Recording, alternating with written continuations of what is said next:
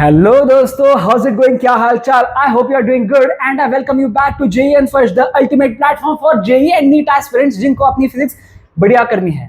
Okay, तो अब हमने पहला लेक्चर तो कवर कर लिया है वर्क पावर एनर्जी का, जिसमें हमने मतलब फंडामेंटल्स को अच्छे से समझने की कोशिश करी है एंड आई होप काफी अच्छा आइडिया आ चुका होगा कि हम कैसे निकालते हैं, मैथमेटिकली हम कैसे निकालते हैं, इसका आइडिया आ चुका है। अब इसके ना थोड़े से न्यूआंसेस होते हैं, वो आपको समझना जरूरी है। अगर आपको वो नहीं समझ आए तो यार आप मान के चलिए कि आप अपने जेई के रैंक के या फिर नीट के रैंक को बाय बाय कह सकते हो। ओके, प्लीज अब इस चैप्टर को थोड़ा ध्यान से पढ़ना है, थोड़ा सीरियसली पढ़ना है। पिछले लेक्चर में हमने थोड़ा आसानी से मतलब मजे मजे में पढ़ लिया था, अब थोड़ा सा चीजें इंटरेस्टिंग हो सकती है, इसके आगे से चीजें इंटरेस्टिंग होना शुरू हो जाएंगी। ओके, तो चलिए यार शुरू करते हैं बिना टाइम वेस्ट किए। ऑल राइट, तो सबसे पहले हम शुरू करते हैं कंजर्वेटिव फोर्स के बारे में बात करके। अब कंजर्वेटिव का क्या मतलब होता है? इन नॉर्मल वर्ल्ड हम कंजर्वेटिव किसको कहते हैं? मतलब जो नॉर्मल होता है, जिसको हम मतलब अपने ट्रेडिशनल वैल्यूज से हम मतलब जज कर सकते हैं।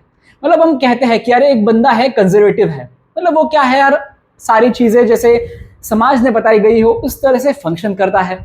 राइट, मतलब जिसको हम कैलकुलेट कर सकते हैं, उसके मूव को कैलकुलेट कर सकते हैं। राइट, अब जैसे मान के चलिए जो धार्मिक बंदा हो, ठीक है, हमें पता है कि वो क्या क्या करता है, क्या क्या नहीं करता। राइट, वो शायद सावन आता है तो वो मीट नहीं खाता है, शराब नहीं पीता है। राइट, लेकिन अगर मान के चलिए अगर कोई नॉन कंजर्वेटिव सा बंदा है, वो तो यार पता नहीं कब क्या खा ले, कब क्या सिगरेट फूक ले। मतलब आई am not judging anybody, but I am just saying कि नॉन कंजर्वेटिव जब आ जाती है, नॉन कंजर्वेटिव लोगों की जब हम बात करते हैं, तो we can not like calculate how they can behave और how they can manifest themselves. तो बेसिकली थोड़ा बहुत उसी तरीके का आइडिया है यार। मतलब कंजर्वेटिव फोर्सेस जो है ना, उनको हम थोड़ा सा और अच्छे से और आसानी से हम अपने कैलकुलेशंस में इवैल्यूएट कर सकते हैं। ऐसा नहीं कि नॉन कंजर्वेटिव का नहीं कर सकते, लेकिन अब यार समझ आ जाएगा। अब एक बार पढ़ लीजिए, उसके बाद आपको खुद ब खुद एक इंट्यूशन आ जाएगा। ये जो एग्जांपल्स देता हूं ना मैं, कंजर्वेटिव लोग और कंजर्वेटिव फोर्स का इक्विवेलेंस ड्रॉ करने वाला, ये बस आपको समझने के लिए, आपको इंट्यूशन देने के लिए, ठीक है। एग्जाम में मत लिख के आ जाइए कि कंजर्वेटिव बंदे जैसे होते हैं वैसे ही कंजर्वेटिव फोर्स होते हैं, जो सावन के महीने में दारू नहीं पीते, सावन के महीने में मीट नहीं खाते। अरे भैया, फोर्सेस अलग होते हैं। ओके तो चलिए कंजर्वेटिव फोर्स के बारे में समझते हैं हम होते क्या है। कंजर्वेटिव फोर्स, जहां पे work done is independent of the path taken and depends only on the initial and final positions. ठीक है, मतलब हमें कैलकुलेट करना काफी आसान हो जाता है, because we don't have to worry about the path taken by the object, we just have to worry about initial position and final position. Okay, अब एक एग्जांपल आपको दिखाई देता हूं यार मैं। ओहो, चलो सबसे, अब ये ब्लैक स्क्रीन आ चुका है, उस वजह से अब व्हाइट कलर हम अच्छे से यूज करेंगे, भर भर के यूज करेंगे हम।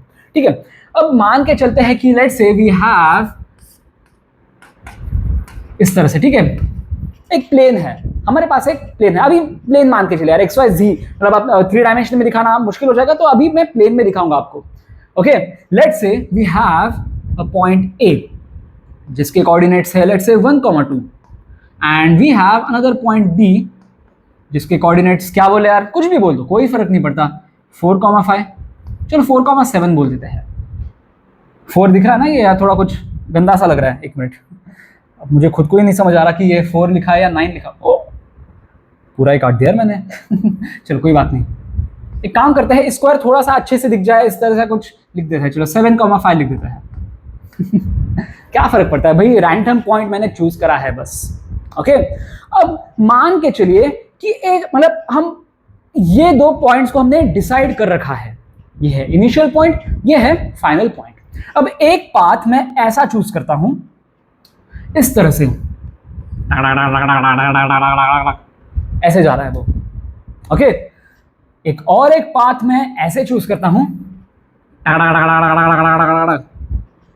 ओके, और एक पाथ मैं ऐसा चूज कर रहा हूं, सीधा। समझ आ गया?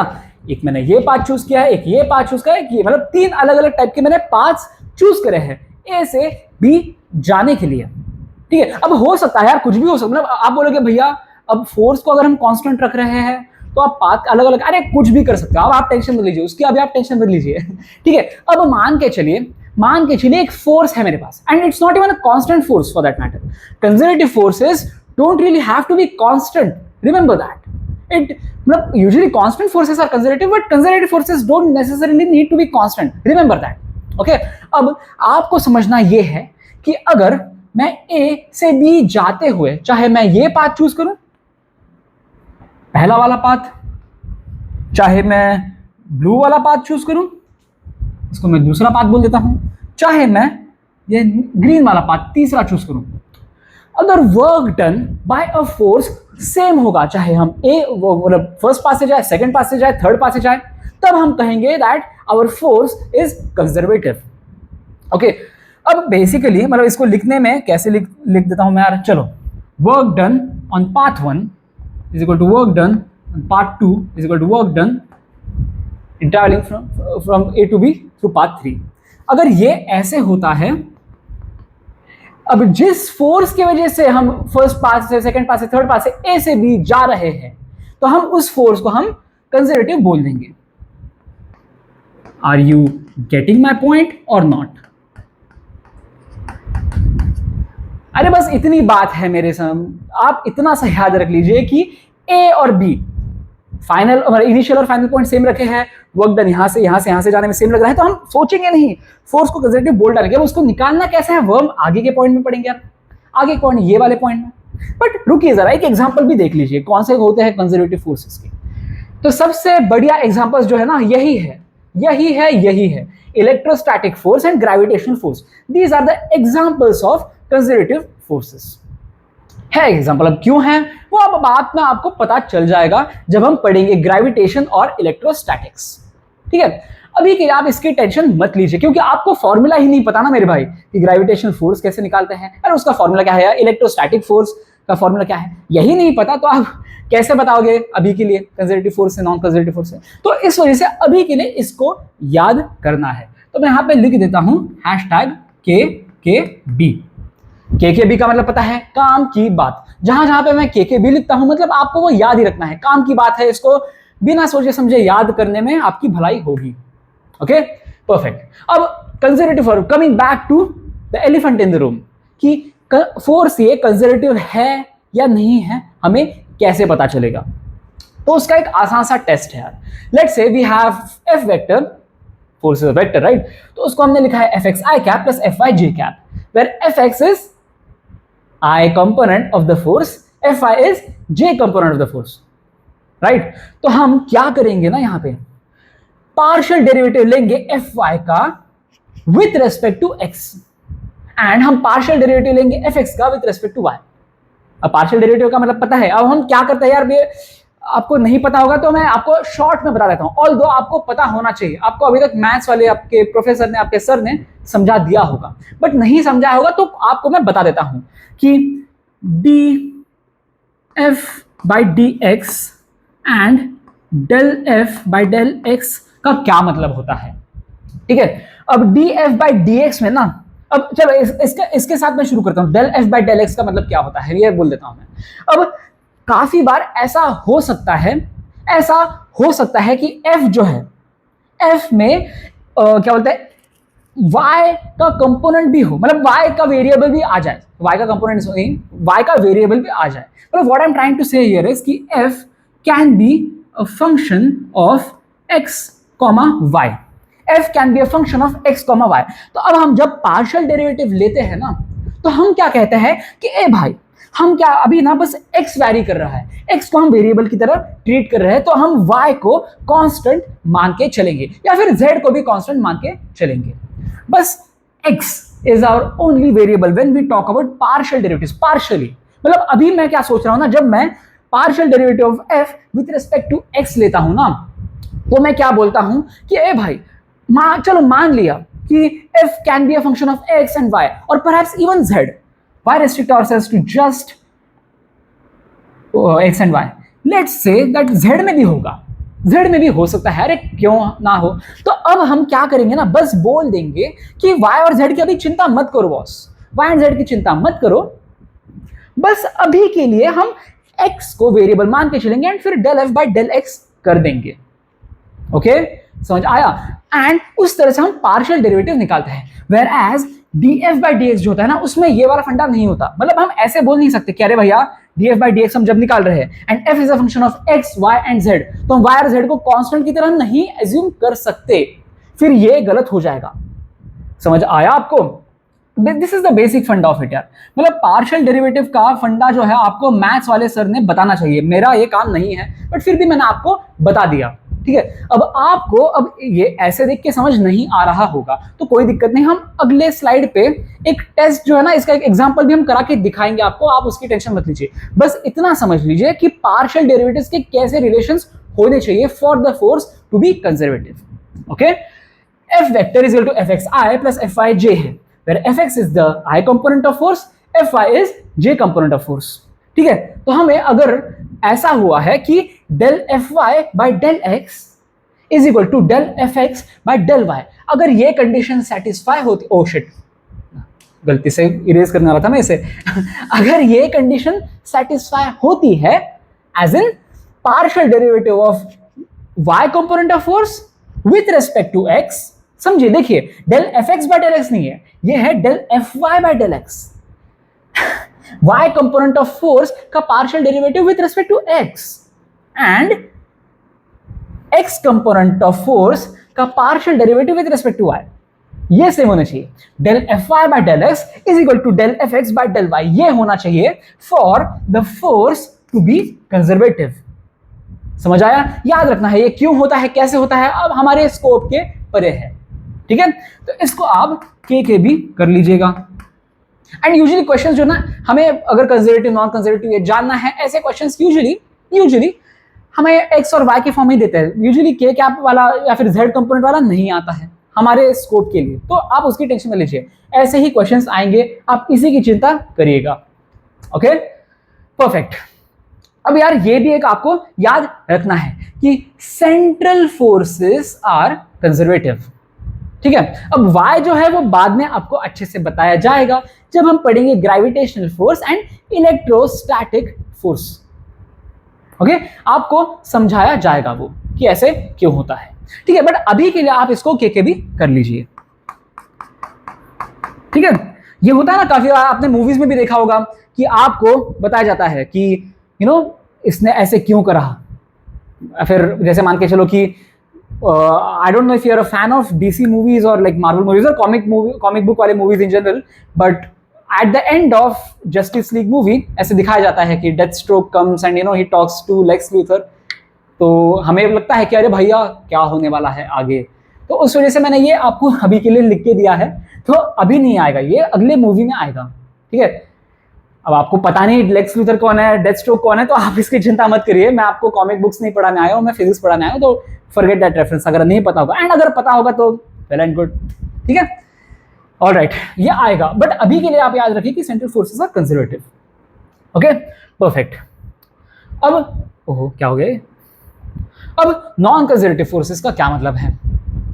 नॉन कंजर्वेटिव फोर्सेस का उल्टा, मतलब जो कंजर्वेटिव नहीं है वो नॉन कंजर्वेटिव फोर्स है। So basically work done is dependent on path taken, मतलब एक फोर्स को हम लगाते हैं, ठीक है, एंड पाथ्स अगर अलग अलग हो रहे हैं, even if initial and final points are the same, अगर work done is different for different paths, तब हम कहेंगे that the force is conservative. ठीक है, अब जैसे फॉर एग्जांपल, अब फिर से वही दिखा रहा हूं मैं आपको, let's say we have a point A and another point B. अब इनके कोऑर्डिनेट्स भी हमें उनके नाम देने की जरूरत नहीं है। ठीक है, एक ऐसे जा रहे हैं हम लोग, एक पाथ ऐसा है स्ट्रेट लाइन पाथ, एंड एक कुछ ऐसा पाथ है। ठीक है, यहाँ से पाकिस्तान से होके आ रहे हैं, यहाँ से श्रीलंका से होते आ रहे हैं, यहाँ से दिल्ली से होते आ रहे हैं। ओके, तो अब यहाँ पे लेट्स से ये है पाथ 1, ये है पाथ 2 एंड ये है पाथ 3। ठीक है, तो work done in path 1 is not equal to work done in path 2 is not equal to work done in path 3। In general ऐसा भी हो सकता है कि W1 is equal to W2 is equal to W3, हो सकता है, there is a possibility, right? But in general W1 is not equal to W2 is not equal to W3 for non-conservative forces. समझ आया आपको? मतलब ये please आप बात याद रखिए कि यहां पे this is not like a full fledged proof that the force is conservative और नॉट. मतलब ऐसा हो के मतलब W1 is equal to W2 is equal to W3 होके भी फोर्स नॉन कंजर्वेटिव हो सकता है. So this is not a test. ठीक है. और शुड आई से इसको ना हम इसको थोड़ा अच्छे से ये करते हैं. ठीक है. मतलब यहाँ पे इफ उल्टा होना चाहिए. मतलब let me put it forward in a better way. अब मैंने उल्टा करा था. मैंने if W1 is equal to W2 is equal to W3 is equal तो फोर्स कंजर्वेटिव ऐसे बोला था ना. अब मैं उल्टा बोलूंगा. Like this is the more correct way to write it. ठीक है. If force is conservative W1 is equal to W2 is equal to W3. Are you getting my point or not? मैं फिर से कंजर्वेटिव वाले slide पे आ चुका हूं. What I'm trying to say here is कि ऐसे भी हो सकता है नॉन कंजर्वेटिव फोर्स में, जैसे इस वाले केस में मैंने दिखाया नॉन कंजर्वेटिव फोर्स में भी ऐसे हो सकता है कि W1, W2, W3 सेम हो despite the force being non conservative. But अगर फोर्स कंजर्वेटिव है तो ये तो डेफिनेटली सेम होगा ही होगा. तो हम इस टेस्ट को नहीं जाएंगे. मैंने इन जनरल बोला यार, ये एक जनरल टेस्ट होते, इन जनरल ऐसे होता है. तो एक्चुअल टेस्ट क्या होती है मेरे भाई? एक्चुअल टेस्ट बस यही होती है कंजर्वेटिव होने की या ना होने की. If this is equal del f by del x is equal to del f x by del y तो फोर्स कंजर्वेटिव. अगर नहीं होगा तो नॉन कंजर्वेटिव. बस इतना याद रखना सनम. ठीक है. बट ठीक है, 99% केसेस में अगर ये इक्वल होंगे, अलग अलग पाथ्स को लेके अगर W1, W2, W3 इक्वल होते हैं तो usually in general in most of the cases it can be like कि there is a high possibility the forces are conservative. Right. छोड़िए यार, आप क्यों ही इतना टेंशन ले रहे हो. मैं बहुत ज्यादा इसको ओवर एक्सप्लेन नहीं करना चाहता इसके ऊपर. ठीक है. समझ आया आपको what I am trying to say here? Basically इसको अगर मैं कंडीशन में टेस्ट करना है, टेस्ट कंडीशन लिखना है ना, टेस्ट कंडीशन बस इतनी है that del fy by del x is not equal to del fx by del y. That's it. बस यही है टेस्ट कंडीशन, ये नहीं है टेस्ट कंडीशन. समझ आया आपको? परफेक्ट. ओके. हाँ, अब इसके एग्जांपल्स कौन कौन से यार? Friction, nuclear forces, magnetic force. ठीक है. अब ये न्यूक्लियर फोर्स मतलब स्ट्रॉन्ग न्यूक्लियर फोर्स भी हो सकता है, वीक भी हो सकता है, और ये हमारे सिलेबस के परे है तो you don't have to worry about this. Magnetic force जब आएंगे हम इलेक्ट्रोडायनेमिक्स में तब हम इसको अच्छे से बताएंगे. फ्रिक्शन हमने पढ़ा है तो मैं उसका एक एग्जांपल दे देता हूं. ओके. अब मान के चलिए कि अब ये है पॉइंट ए, ये है पॉइंट बी. ओके. अब एक पाथ मेरा कुछ इस तरह से है. अब मैं इस बार बस दो ही पाथ दिखाऊंगा. ठीक है. इस तरह से है ऐसे एक पाथ, एंड दूसरा एक पाथ कुछ इस तरह से है. ठीक है. And path lengths are not the same. ठीक है. मैं बोल रहा हूं path lengths are not the same. अब फ्रिक्शन जो होता है, फ्रिक्शन कैसे लगता है मेरे भाई बताइए? फ्रिक्शन हमेशा opposite to the direction of motion लगता है. सो बेसिकली अगर मान के चलिए कि अगर मैं ऐसे चल रहा हूं, ठीक है, for this particular time frame, like एकदम इन्फिनिटेसिमली स्मॉल ड्यूरेशन के लिए मैंने इतना डिस्टेंस कवर करा है, तो इस ड्यूरेशन पे फ्रिक्शन ऐसे लगेगा, एग्जैक्टली अपोजिट लगेगा. सो मैं क्या करूंगा यहाँ पे मैं बोल दूंगा कि यहाँ पे वर्क डन बाय फ्रिक्शन हो जाएगा.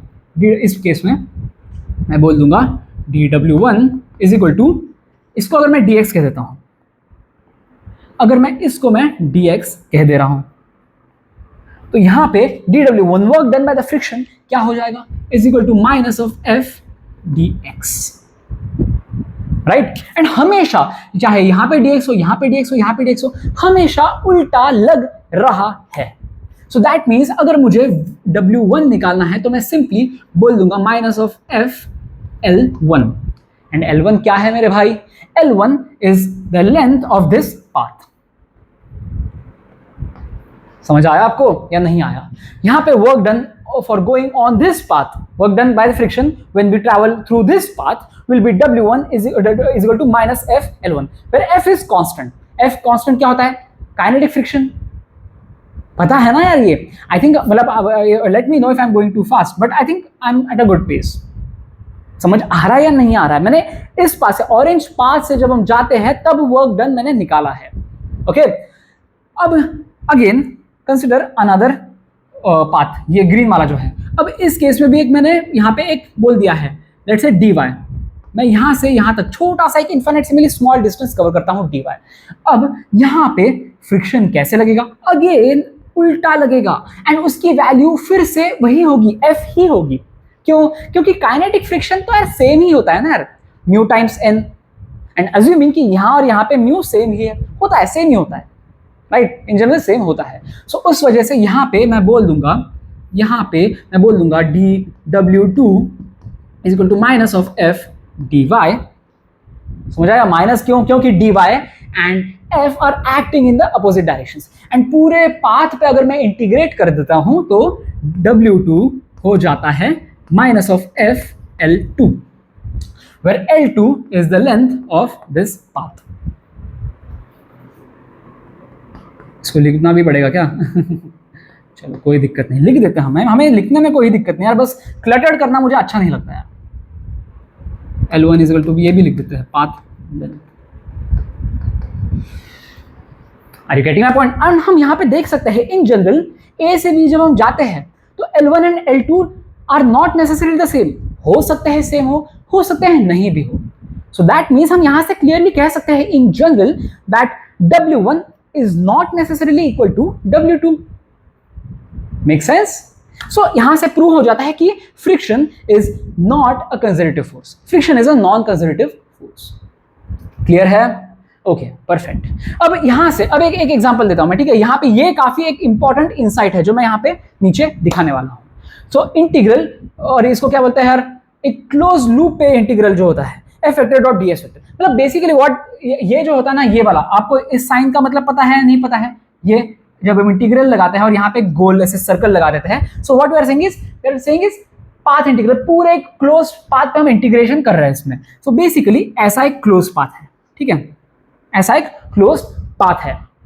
अब यहाँ पे ds वेक्टर एक रैंडम कोई मान के चलिए, एक रैंडम ये है ds वेक्टर, ठीक है? सो अब यहाँ पे एक होगा let's say force f vector, मान के कैसे दिखाऊं यार फोर्स की डायरेक्शन, चलो ऐसे दिखा देता हूँ, फोर्स वेक्टर f वेक्टर। सो f vector dot ds vector यहाँ पे, फिर f vector dot ds vector यहाँ पे पूरा अगर हम इंटीग्रेट करते हैं, ऐड अप कर देते हैं तो एक क्लोज पाथ पे तो आपको क्या लगता है क्या होगा इसका वैल्यू? थिंक अबाउट इट, बता देता हूं आपको। What I'm simply trying to say is कि इनिशियल पॉइंट इज A, हम ऐसे घूम के फिर से final point is also A। तो यहां पे basically F vector dot ds vector is equal to 0 हो जाएगा। क्यों हो जाएगा? अरे मेरे भाई, क्योंकि देयर इज नो गैप और देयर इज नो डिस्प्लेसमेंट ना, there is no effective displacement. हमने क्या बोला था? इनिशियल एंड फाइनल पॉइंट पे डिपेंड करता है। इनिशियल एंड फाइनल पॉइंट अगर सेम ही है तो ये path integral F vector dot ds vector 0 हो जाएगा ना यार, एंड हो रहा है। For conservative forces path integral जो है क्लोज लूप में F vector dot ds vector 0 हो जाता है। इसको आपने याद रखना है। याद रखोगे या नहीं रखोगे? ठीक है, इसको आपने अच्छे से याद रखना है। Whereas ये तो काफी मतलब एक तरह से इंट्यूटिव ही है यार। अगर सपोज कोई नॉन कंजर्वेटिव फोर्स की हम बात करते हैं एंड एक क्लोज लूप ले लेते हैं हम, अगर मान के चलिए यहां से शुरू करके यहां पे घूम के यहीं पे एंड कर जाते हैं, तो मैंने क्या कहा था यार कि अगर क्लोज लूप है, मतलब क्या ही फर्क पड़ता है, क्लोज लूप है जो भी है, बट पाथ पे मैटर करता है। सो बेसिकली ऐसा जाए ऐसे, मतलब अलग अलग पाथ्स पे work done can be different for non conservative forces. हमें पाथ लेंथ मैटर करती है for non conservative forces, for work done bye non conservative forces, whereas for conservative forces we only care about displacement, that is initial and final point. So that means यहाँ पे हम in general कह सकते हैं, again remember in general हमेशा कहना जरूरी होता है, f vector dot ds vector is not equal to 0 in general। समझ आ रहा है या नहीं आ रहा है आपको? कंजर्वेटिव फोर्सेस के लिए इन जनरल पाथ इंटीग्रल जो है क्लोज लूप में ये जीरो हो जाता है। For non conservative forces zero necessarily नहीं होता, हो भी सकता है for very special cases, but in general it is not zero. याद रहेगा आपको, याद रखना है आपको। Okay perfect.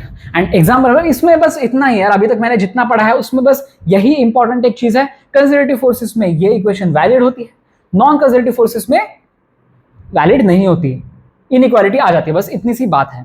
ठीक है, यही होता है टेस्ट। अब इसके ऊपर क्वेश्चंस कैसे आते हैं वो एक आपको एक दिखा देता हूं। चलो एक ये क्वेश्चन देख लीजिए। Given the force field F vector is equal to 2xy I cap plus x square plus z j cap, determine if the force is conservative और नॉट।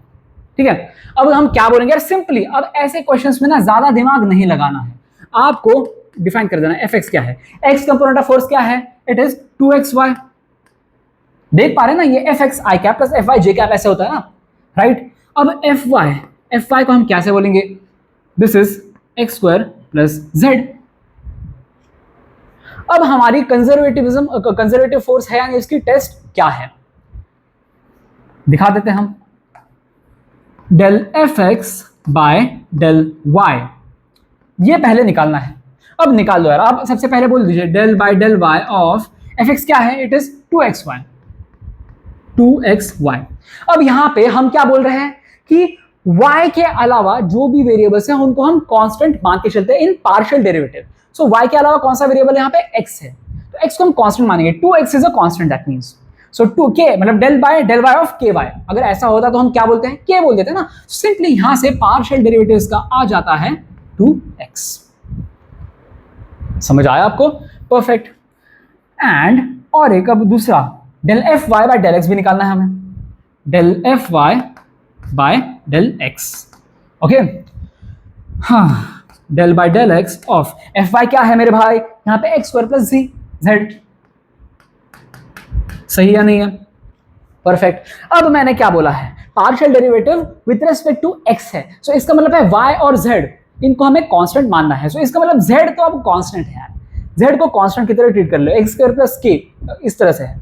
अब k का अगर मतलब हम डेरिवेटिव लेते हैं विथ रेस्पेक्ट टू तो 0 हो जाएगा। सो सिंपली हमारे पास बचता है del x square by del x, तो ये क्या हो जाता है 2x। अरे वाह वाह वाह वाह, del fx by del y is equal to del fy by del x। हो गया, प्रूव हो गया है। सो यहां से हम कह सकते हैं since del fx by del y is equal to del fy by del x, तो हम कह सकते हैं कि फोर्स इज कंजर्वेटिव।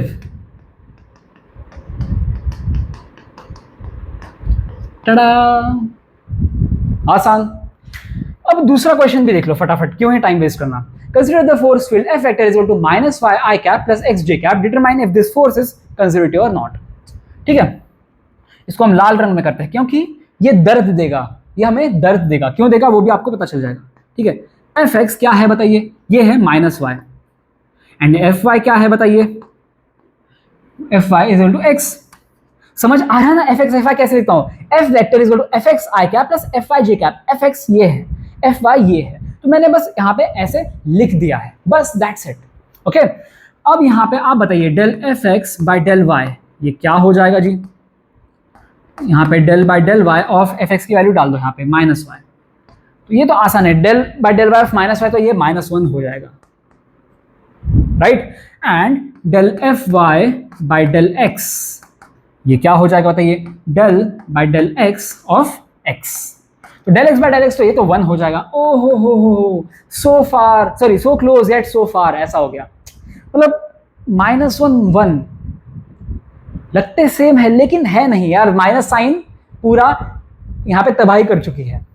समझ आ गया आपको। सो दैट मीन्स हम यहां से कह सकते हैं since del fx by del y is not equal to del fy by del x, so unfortunately force is non-conservative. So sad. We expect happy endings but unfortunately we don't have a happy ending over here. कोई बात नहीं, किसी महापुरुष ने लेकिन कहा है कि if the ending is not happy तो पिक्चर बाकी है मेरे दोस्त। ठीक है, तो अभी ये लेक्चर खत्म नहीं हुआ है, अभी काफी लंबा चलने वाला है लेक्चर। ओके, बट थोड़ा सा मैं पानी पी के आ जाता हूँ यार, because I am bit thirsty.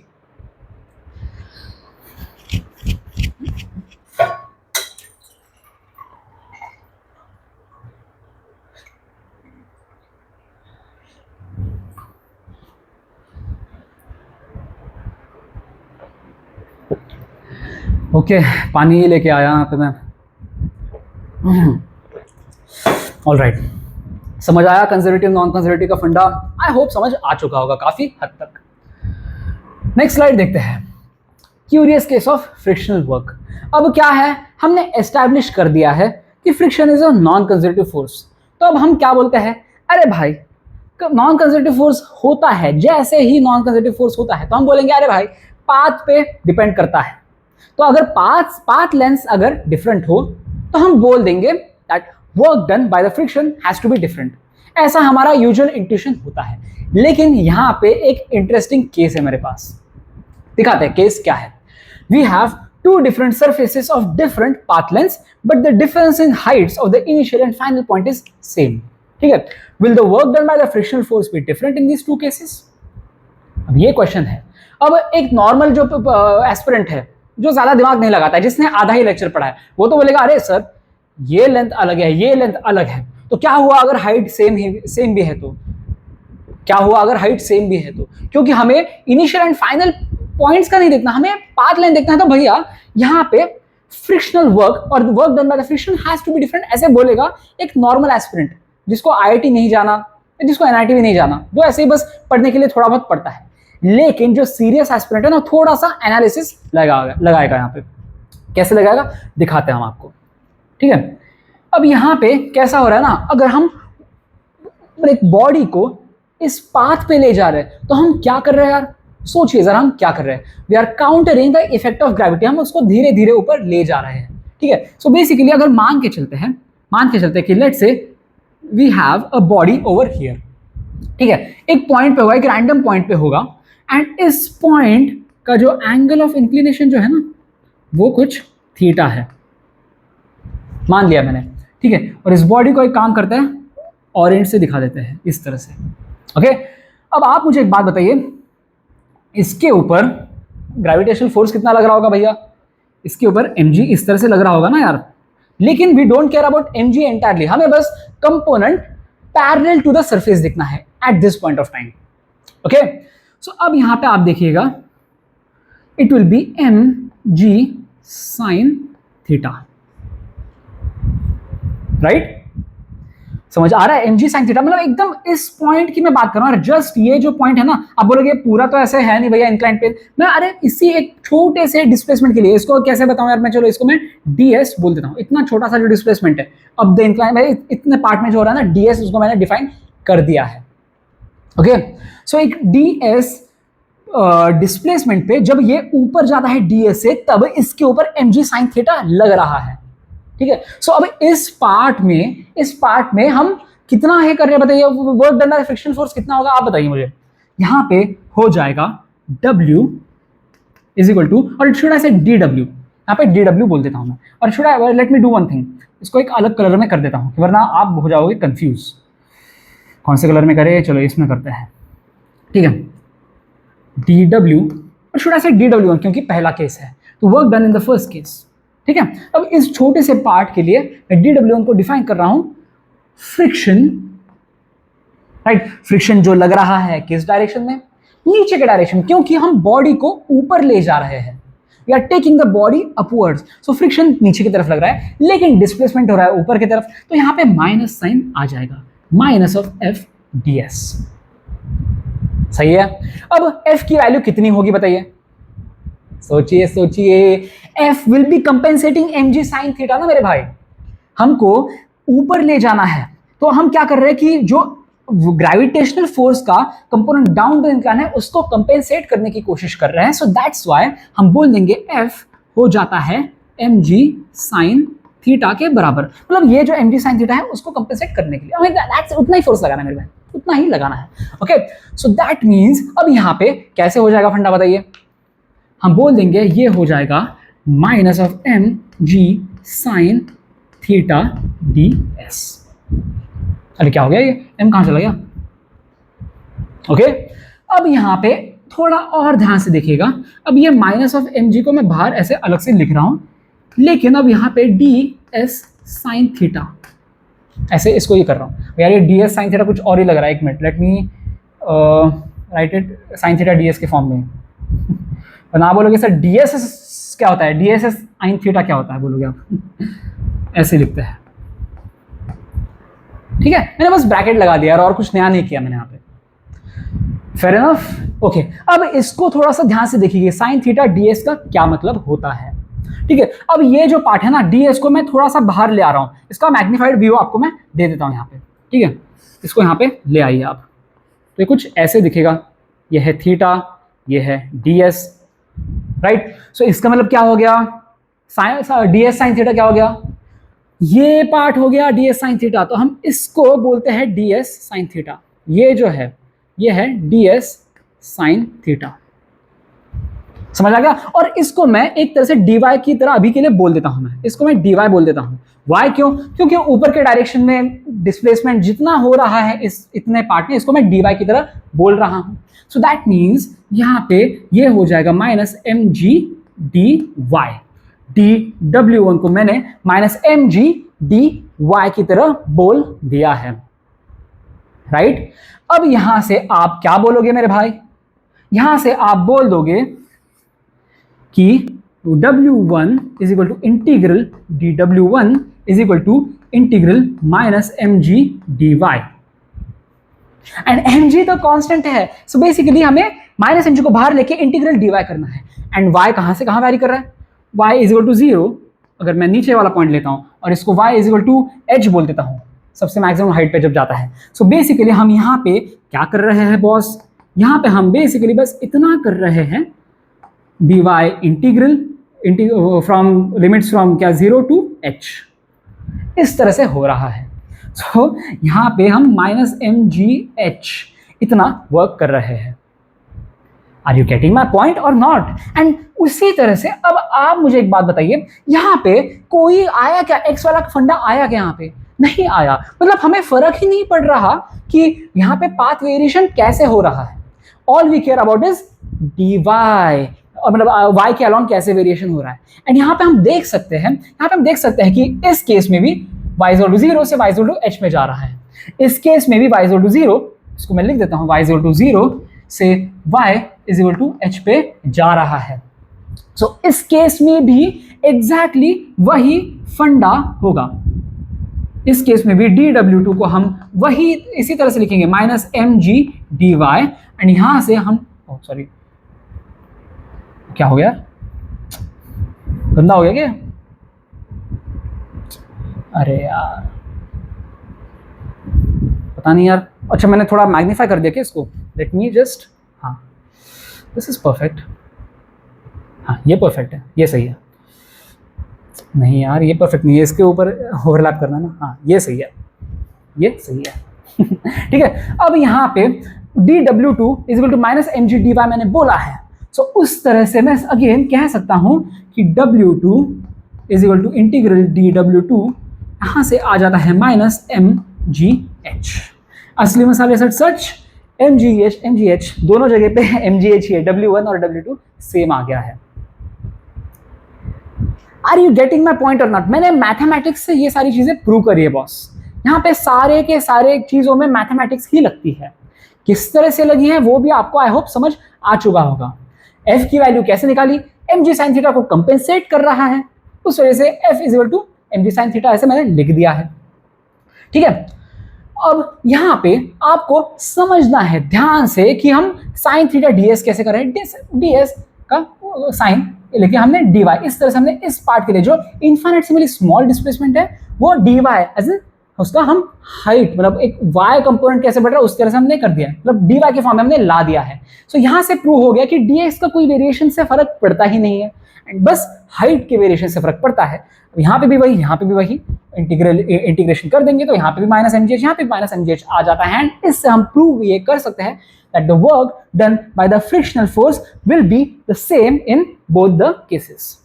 So इसको समराइज करने के लिए मैं लिख देता हूं यहां पे इट विल बी सेम।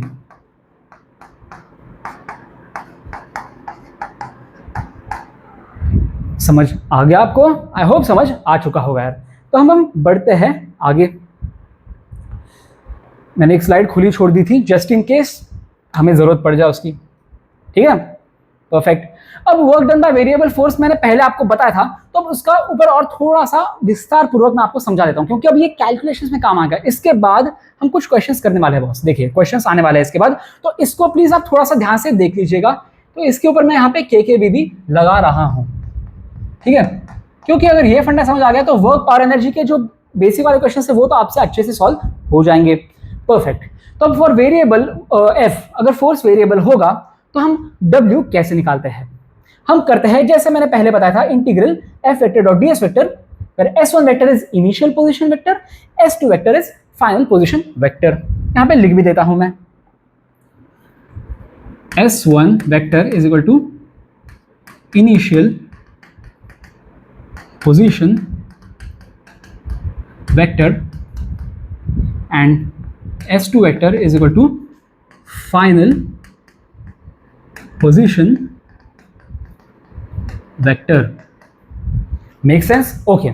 अब इसको ना ये अच्छा नहीं लग रहा मुझे, क्योंकि वेक्टर्स के फॉर्म में इंटीग्रेशन ना मजा नहीं आया। तो इसके वजह से हमें क्या करना है, इसको थोड़ा सा अच्छे से तोड़ के हम समझा देते हैं आपको, ठीक है? एफ वेक्टर को हम कैसे लिखते हैं भाई? F vector is equal to fxi plus fyj plus fz k, ठीक है? तो यहां से मैं लिख देता हूं, आपको दिख रहा है ना? आई होप आपको दिख रहा है, एक बार मैं देख लेता हूं इसमें भी। हाँ चलो, आपको दिख रहा है चलो, तो अब F वेक्टर जो है वो हो जाता है fxi plus fyj plus fz k, right? And ds vector को हम कैसे बोलते हैं? अरे ds वेक्टर तो यही है भाई, dxi plus dyj plus dz k, okay? यहाँ पे एक सरहद बना देता हूँ, वरना आपको लगेगा कि ए भाई ये यहाँ क्या हो रहा है, ठीक है? ये सरहद मैंने बना दी, ठीक है? अब मैं क्या करता हूँ यहाँ पे, f vector dot ds vector जब मैं करता हूँ तो क्या हो रहा है मेरे boss? f vector dot ds vector मतलब हम i cap dot i cap, j cap dot j cap, k cap dot k cap करेंगे और फिर उनके बस मल्टीप्लाई कर देंगे, fx dx fy dy fz dz, ऐसे ही बोलेंगे बस हम लोग। Make sense? क्यों भाई? क्योंकि आई कैप डॉट जे कैप 0 हो जाएगा, आई कैप डॉट के कैप 0 हो जाएगा एंड सो ऑन। सो उस वजह से हमारे पास बस क्या बचता है मेरे बॉस? यहाँ पे हमारे पास बस बचता है fx dx plus fy dy plus fz dz। समझ आ गया? एंड हम यहां से यहां पे पहुंच जाते हैं। अगर हमें w निकालना है तो इंटीग्रल dw करना है, and that means integral f vector dot ds करना है। And f vector dot ds vector क्या है? fx dx plus fy dy plus fz dz। सो उस वजह से integral fx dx plus integral fy dy plus integral fz dz। लेकिन अब यहाँ पे क्या होगा? dx कहाँ से कहाँ वैरी कर रहा है? x1 से x2 वैरी कर रहा है, dy कहाँ से कहाँ वैरी कर रहा है? y1 से y2 वैरी कर रहा है, dz कहाँ से कहाँ वैरी कर रहा है? z1 से z2 वैरी कर रहा है। So this becomes very very very simple for us to remember. इसको हमने याद करना है, hashtag KKB। This is simple, right? I hope this is very very simple to remember. तो हमने सिंपली लगा दिया यार, बेसिक इंटीग्रेशन लगा दिया। ये इस फॉर्म में याद रखने से अच्छा है इस फॉर्म में आप याद रखोगे तो आपके लिए थोड़े कष्ट कम हो जाएंगे, ओके? परफेक्ट।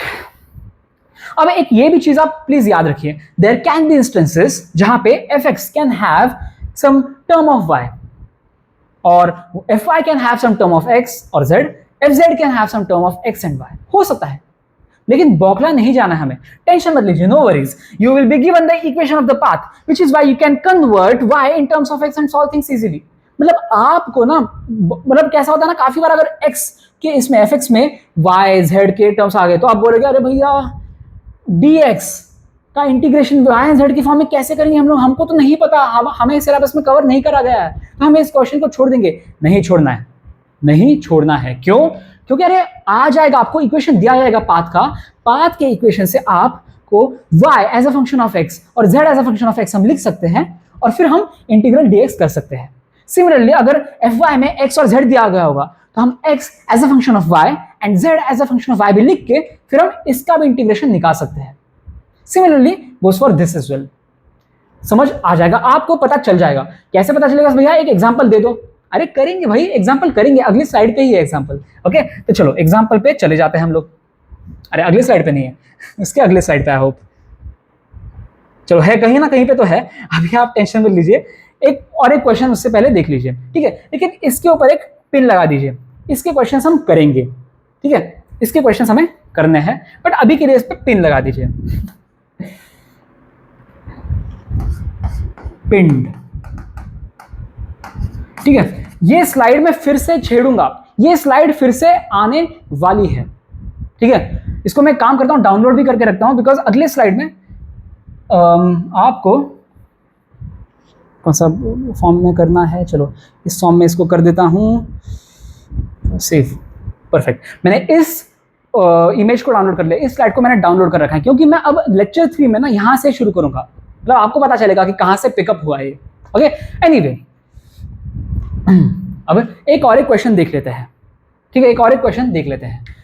अब यहाँ पे ना हमारे पास 3 पाथ्स है एंड 3 अलग अलग भी केसेस हैं, और थोड़ा से सेम पाथ्स है लेकिन अलग अलग फॉर्म में बॉडी ए से बी जा रही है। क्वेश्चन पढ़ लेते पहले। A body travels from A to B along a circular path of radius r in 3 different cases. The force acting in the first case is constant. ठीक है? अब इस केस में क्या हो रहा है ना, फोर्स इज कांस्टेंट, मतलब एक तरह से हॉरिजॉन्टल फोर्स ही लग रहा है, and that is along the tangent at point A. मतलब basically what they are trying to say is कि फोर्स यहां पे जाओ, यहां पे जाओ, यहां पे जाओ, यहां पे जाओ, उसकी डायरेक्शन भी सेम होगी और उसका मैग्नीट्यूड भी सेम ही होगा। इसको हम ऐसे लिख भी देते हैं, ठीक है? इस तरह से कांस्टेंट फोर्स है यहाँ पे पहले पार्ट में, ठीक है? अब सेकंड केस में क्या है यार, the magnitude of force is constant but the direction is along the displacement. तो यहाँ पे क्या आप दे रखा है कि force is not constant, magnitude of force is constant and it's उसका डायरेक्शन जो है ऑलवेज अलोंग द डिस्प्लेसमेंट है। Basically what they are trying to say is कि यहाँ पे फोर्स की वैल्यू एफ है और फोर्स ऐसे लग रहा है। अब यहाँ पे भी फोर्स की वैल्यू एफ ही होगी, मैग्नीट्यूड एफ ही होगा, लेकिन उसका डायरेक्शन चेंज हो चुका है, अलोंग द डिस्प्लेसमेंट जा रहा है वो। और यहाँ पे गया तो एफ, अगेन मैग्नीट्यूड सेम लेकिन डायरेक्शन चेंज होगी। यहाँ पे भी गया तो भी एफ, मतलब बेसिकली पाथ के साथ साथ फोर्स का डायरेक्शन चेंज हो रहा है लेकिन उसका मैग्नीट्यूड सेम है मेरे बॉस। समझ आ गया? तो ये सेकंड केस है। अब थर्ड केस में क्या दे रखा है यार? थर्ड केस में दे रखा है the force is constant with the direction from A to B. Okay, तो यहाँ पे क्या दे रखा है ना कि फोर्स ऐसा है कांस्टेंट ही है। पहले केस में भी फोर्स कांस्टेंट था, तीसरे केस में भी फोर्स कांस्टेंट है, लेकिन पहले केस में फोर्स इज हॉरिजॉन्टल, तीसरे केस में फोर्स ए से बी की तरफ लग रहा है। ओके, अब क्वेश्चन जायज होगा, वो पूछ रहे होंगे कि वर्क डन इसमें क्या है, इसमें क्या है, इसमें क्या है, वही होगा ना, find the work done in each of the cases. अरे आसान है मेरे बॉस। अब यहाँ पे आपको क्या करना है बताइए? मैंने क्या बताया था यार? मैंने क्या बताया था? जब फोर्स कांस्टेंट होता है, for constant force F vector dot S vector W is equal to F vector dot S vector, and S vector क्या है? एकदम टोटल डिस्प्लेसमेंट। टोटल डिस्प्लेसमेंट क्या है? इस पाथ से इस पाथ तक का। समझ आया या नहीं आया? हाँ, दिखा देता आपको, ठीक है? ये है हमारा इनिशियल पॉइंट ए। देखिए बॉडी जो है ना ऐसे ही जा रही है, path taken by the body is the same for this as well as this, मतलब बॉडी ऐसे ही जा सकती है, ऐसे उड़ के नहीं जा रही बॉडी, ठीक है? So even if the body is going like this, but इसका डिस्प्लेसमेंट जो है ना वो कुछ इस तरह से है। ओके, सो दैट मीन्स हम कह देंगे W1 is equal to F vector dot S vector, ठीक है? F vector dot S vector, ठीक है? अब यहां पे हम कैसे बोलेंगे यार भैया F वेक्टर और S वेक्टर के बीच का एंगल कितना, हम कैसे बोलेंगे जी? सोचिए, ये है सेमी सर्कल, ये है सेमी सर्कल, राइट? सो इसका मतलब है कि ये है R, ये है R। सो ये ट्रायंगल जो है वो आइसोसेलेस राइट एंगल ट्रायंगल है। सो इसका मतलब ये एंगल जो है ये है 45 डिग्री,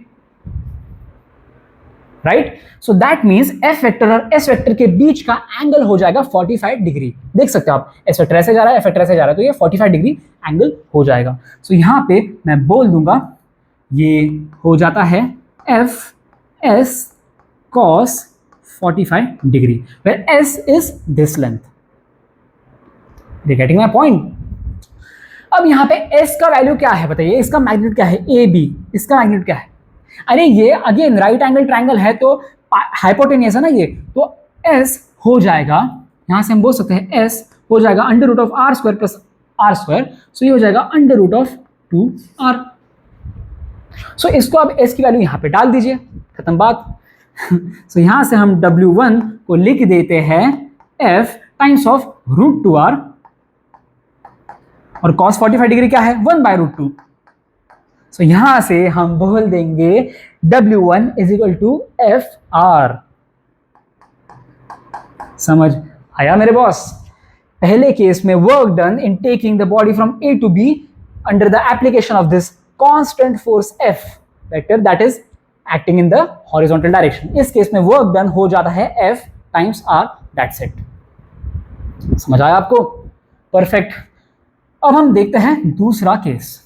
इस केस में आप देखिए, ध्यान से देखिए, अब यहाँ पे क्या हो रहा है, यहां से यहां पे जा रहे हैं, यहां से यहां पे, हमेशा हमेशा the angle between F vector and DS vector is constant, is 0 degree, क्योंकि दे आर गोइंग अलोंग। मतलब basically this is variable force, this is variable force, यहां पे वेरिएबल फोर्स लग रहा है। समझ आ रहा है ना? तो यहां पे मैं बोल दूंगा कि W2 that is work done in second case is equal to integral dW2 is equal to integral F vector dot DS vector. ठीक है, अब आप देखिए यहां पे F vector and DS vector they are always along along the same line, basically the angle between them is 0। तो इसको हम सिंपली बोल देंगे is equal to integral F DS।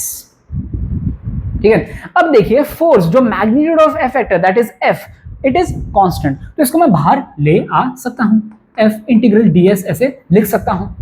So basically अब हमें क्या करना है, A से B के अलोंग जो पाथ लेंथ है वो निकालनी है हमें। अब वो कैसे निकालते हैं भैया जी? अरे आसान है, हमें पता है ना सर्कमफरेंस ऑफ दिस सर्कल क्या होता है यूजुअली। अगर ये पूरा सर्कल होता तो उसका सर्कमफरेंस होता 2πr, एंड ये है बस क्वार्टर। A से B जब हम जा रहे हैं तो ये इतना पार्ट जो है ये है बस एक क्वार्टर। सो इसका मतलब है कि यहां से हम बोल देंगे S हो जाता है circumference divided by 4। So basically हम इसको बोल देंगे 2πr/4। सो S यहां से हो जाता है πr/2। आसान। सो यहां से हम बोल देते हैं कि W2 का वैल्यू हो जाता है F टाइम्स ऑफ πr/2।